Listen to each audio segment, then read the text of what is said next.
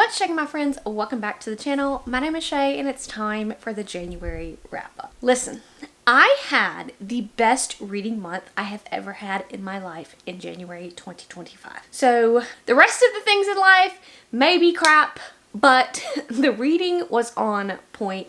Let's talk about it. Just for some quick stats, I read 10 books for a total of 4,934 pages. If you don't know how I do my wrap-ups, I'm going to go from my lowest book to my highest rated books. Spoiler alert, I had 4 5-star reads this month, which has never happened previously. So that's amazing. None of the books I read were bad. I didn't DNF a single thing in January. Everything got a 3-star and above. So let's start out with number 10. Number 10 is going to be Dark Corners by Megan Golden. I read this book because I'm trying to complete series as part of my goal here in 2025. And I really enjoyed The Night Swim. I don't think I liked it as much as other people did, but enough to continue on to Dark Corners. I don't think that you have had to have read The Night Swim before you read Dark Corners. I think they could be read separately. The character is the same. My problem with Dark Corners a little bit, it got 3 stars because overall it was entertaining, but I don't think the mystery element was anything new, anything shocking. I also just can't stand sometimes when, especially these podcaster novels, these podcasters are going in and they're finding things that easily the police would have found, but oh no, the police didn't find this. But as a podcaster, I easily found it. And there is a section in this book where she literally says, "It was easy for me to find. I don't understand how the police didn't find it." And I just... sometimes you have to suspend your belief. But if you can suspend your belief to read this book, it was entertaining. It was still enjoyable. But it came in at number 10. Coming in at number 9 is going to be Water Moon. And this is a book that I pulled out of my TBR jars for new release. And overall, I wound up giving it 3 stars. I don't think I went into this book with the right expectations. This was a fantasy, but it leaned very heavily on romance, and I think that if I would have gone into it knowing that, and it's my fault because it clearly says in the synopsis that it's pretty much a romance, but who reads synopses these days? Not me. So I had heard good things about this book, went into it. This is following our main character. They own this shop where people can trade their regrets, and lay people see the outside of the shop as a ramen shop, and then people that are chosen get to walk in and find the shop where they sell regrets. And our main character's father owns the shop, and he is retiring, and he is leaving the shop to her, and she wakes up and her father is gone. Everything is ransacked and he is missing, and so in comes her going on this mission, this journey to find him, along with this guy who mysteriously enters the shop. Obviously, these people, there's going to be a love story. Obviously, there is this big epic journey, and I liked it, but I didn't feel it was as cohesive as I wanted it to, and I also just did not feel the connection between the characters. I thought that should have been more fleshed out than it was, and also the ending wasn't really to my liking. Overall, it was just fine, which is why it got a 3 stars. Number 8. Salt in the Wound. This book I pulled out of my indie pub self-pub jar, and I overall enjoyed it. I gave it 3 stars. In the very beginning chapter, we see our main character. He is finding this treasure that he has been looking for a very, very long time, and then some people come in. They basically murder him and steal his treasure, and this is very sad because these were his friends. These were his colleagues, and they were all hunting the treasure together, and they turned on him. And it's a kind of like an Arthurian legend retelling, him and his friends being the knights of the round table, and as they're journeying to find this treasure. There is magic in this world, obviously. As our main character does not die, he mysteriously comes back to life, and that is not a spoiler. It happens fairly early on. I did like the characterization in this. I thought that the pacing was a little off at times because in some instances we went really fast, and in some instances we went very, very slow. I will continue on. I am invested in the story. I'm invested in what's going to happen to these characters next. I will say that the author does not hold back. Some pretty terrible things happen to these characters, which I like in an author. I don't like for everything to be easy, but overall, 3-star read. I enjoyed it. Coming in at number 7 is going to be Lovelight Farms, and I pulled this book out of my backlist jar. And this was a cute little romance. I'm not really into friends to lovers, but I liked these characters. So I wound up giving this book 4 stars, but this follows our main character. She owns a Christmas tree farm, and unfortunately, business is not going well for her. And so she is applying for this contest to get some funding for her Christmas tree farm. And in the application, she says that she lives on the farm with her boyfriend. Of course, she does not have a boyfriend. So she enlists one of her longtime best friends to fake date her so that she can see if she can win this contest. And of course, they're going to wind up falling in love. Who doesn't? But I thought it was cute. I thought the characters were cute. And overall, would recommend this if you like romance, friends, especially friends to lovers. Coming in at number 6 is going to be The Dragon Reborn by Robert Jordan. I pulled this out of my series jar, and I continue to have a great time with Wheel of Time. This was a 4-star read for me. Some of the pacing in this was a little bit slow for me, which is why it did not get 5 stars when the previous 2 books did get 5 stars. But overall, I continue to enjoy these characters. I know that people find them highly, highly annoying.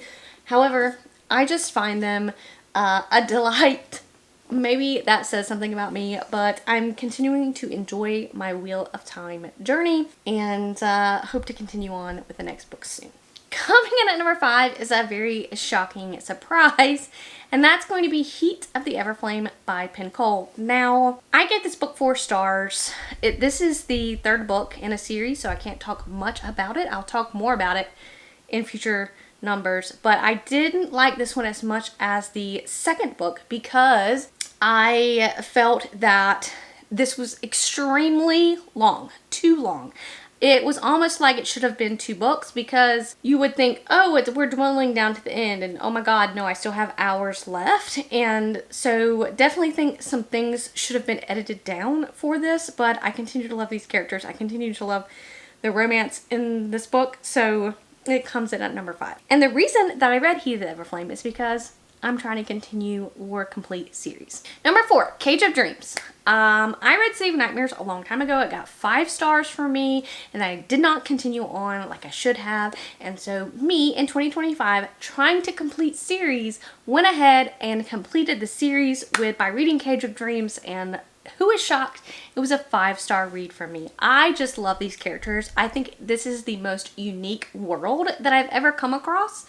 And the author is not afraid to go there, okay? This is a very gruesome, grotesque kind of world. She describes everybody's getting killed, and it's just a great time. I know that sounds crazy, but it's a great time because I love these characters, and I love this very slow, quiet romance that is building up between our 2 main characters. I loved it. The characters make this novel, and truly, truly, I think because of this series' uniqueness, I would recommend to pick it up if you're looking for something different, something new. Number 3, I, again, am trying to complete series, and I did a great job of this goal in the month of January. I read The Land of the Living and the Dead by Shauna Lawless. This is my favorite in the series. It got 5 stars. This has completed this trilogy, and I think Shauna Lawless does characters so freaking well. I was immersed into this story from start to finish. I really enjoyed books 1 and 2, but this one just took the cake. It wrapped it up, the story, so nicely. It tells just great characterization, and there was never a time when I was like, as we're in multiple POVs, oh, I want to switch back to a different POV. So if you like this kind of story, I would recommend this for people who maybe like Bernard Cornwell, because while there is magic in the story, a lot of it is just more historical. So if you like Bernard Cornwell, I think you will love these novels, and so I highly recommend you check it out. Coming in at number 2 is Titan Hoppers by Rob J. Hayes. I read this book because I pulled it out of my own TBR jar in the month of January. I positively love this book. I gave it 5 stars. This is a YA sci-fi story where we're following our main character, Iro, who was born talentless, which is obviously not good in this world, and this is set in space. And in order for civilization to survive, they have to go and hop to Titans, which are these big massive things where they're trying to get supplies from the Titan to bring the supplies back to their ships in order to fix things, do things to repair their ships in order to survive. Well, in order to be a hopper that hops to the Titans to kind of get these supplies, you have to have some kind of magical ability, and Iro has none, but his sister does. And on one of these hops, his sister unfortunately dies. So he is very, very determined to kind of take her place and do more in this civilization. Unfortunately, the Titan that they were getting all these supplies from, that they were hopping to, explodes, and that's how his sister dies. She dies in the explosion, and then they come across this new Titan, and while they are exploring this new Titan, Iro, our main character, does manifest powers. So while he has been talentless, powerless before now, this new Titan, he manifests powers, and so he is having to train and level up to help his civilization, to help his people survive. And it's very much a caste system because he comes from the bottom of the bottom and of course there's the top of the top, and he is treated like the bottom. He is trying to navigate this new world where he all of a sudden is not the bottom because he manifests these very, very powerful abilities. Anyway, I really, really liked this story. I liked Iro as a character, and I liked the other side characters. And I really liked the fact that we didn't go from, okay, Iro manifests this power and he's going to be the most powerful thing ever without any kind of training, or he just manifests being the best ever. And that was not the case. We saw him struggle. We saw the journey he took to level up, power up. We saw that. And we saw him fail multiple times, and I enjoyed that part of the story, and I can't wait to continue on because there are some big baddies, big enemies in this story, and the author was not afraid to go there because I got attached to some characters that may have died in the story. So I do, again, appreciate an author who is not afraid to kill off people, because that's what brings stakes to a story, and I really enjoyed that. Now, the #1 book that I read this month was, y'all are gonna be super shocked, but that's Glow of the Everflame by Penn Cole. I could not put this book down, and this is why I read 2 books in the series back to back, because as soon as I read Glow of the Everflame, I went straight to Heat of the Everflame, and that hardly ever happens. I always want a break between series installments, and that was not the case in this instance. I read Spark of the Everflame and I thought it was so-so. It was fine. I wasn't in any rush to continue on. And then I read Glow of the Everflame because, again, I'm trying to catch up with series. And so I picked this one up and I absolutely devoured it. I read it. It's a long book and I read it in a day and a quarter. I don't know how long I read it, but it was a very short time. And I really just love this romance. I love these characters. I love a slow burn. Listen, if anybody loves a slow burn, it's me. So if y'all know of any slow burns, regardless of whether it's fantasy romance or just regular romance, please leave them down in the comments below, because that is my jam. And I know a lot of people have some issues with the fact that this is super, super, super slow burn. I have a friend that's read this series that I work with, and she's like, I'm tired of it. It's just so slow burn.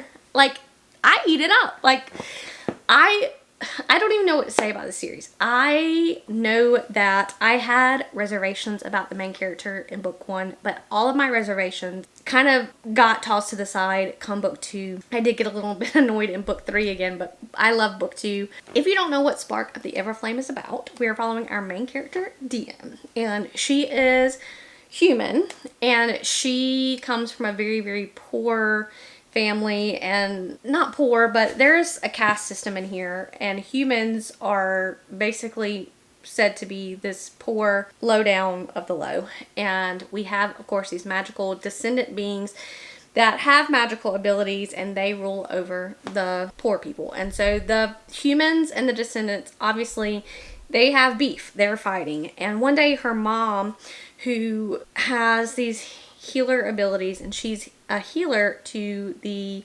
descendants in the palace, and she goes missing. And she is trying to find out where her mother is, so she is going to infiltrate the descendants and try to take her mother's place as a healer to try to figure out what happened to her mother, because she thinks the descendants, or the powerful people, have done something to her mother. It's just a great story. It is a great story. It's a great slow burn romance.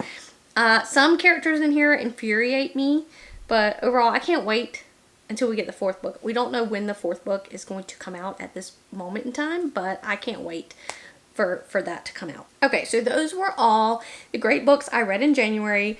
Real quickly, let me tell you some of the stats. I'm really goal-oriented this year on books. I want to check off all the goals on my spreadsheet. So real quick, I started 3 series in January. I continued in 1 series.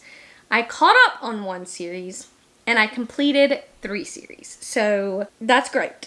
That's fantastic. I'm reading my series, which is good. As far as my own books go, I started out the year with 273 unread books, and that is across all media formats. That's audiobook, ebook, physical book. So 273 owned books, and I read 5 owned books in the month of January. So I am making some progress and hitting my goals. So what did you guys read in January? Let me know it down in the comments below. Have y'all been doing well on hitting your goals this year? Let me know, and I'll catch you guys in the next one.